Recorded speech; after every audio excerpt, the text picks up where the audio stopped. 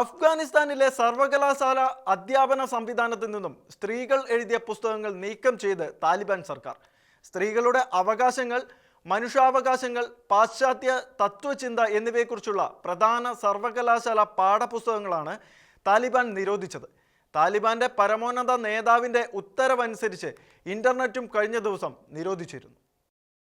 അഫ്ഗാനിസ്ഥാൻ സർവകലാശാലയിലെ 680ഓളം ബുക്കുകളാണ് താലിബാൻ നീക്കം ചെയ്തത്.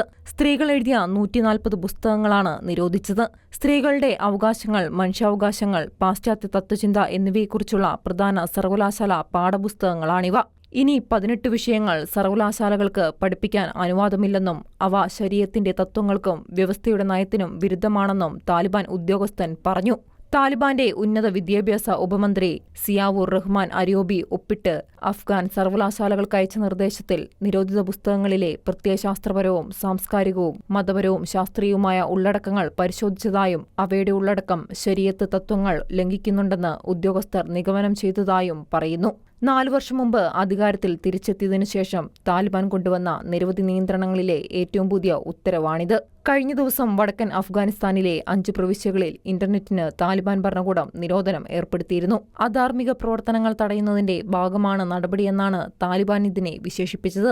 പെൺകുട്ടികൾ ഹൈസ്കൂളിൽ പോകുന്നതും വ്യത്യസ്ത മേഖലകളിൽ ജോലി ചെയ്യുന്ന സ്ത്രീകളെ തടയുന്നതുമുൾപ്പെടെയുള്ള മറ്റു നടപടികളും താലിബാൻ പ്രഖ്യാപിച്ചിട്ടുണ്ട്. International desk, Shekinah news.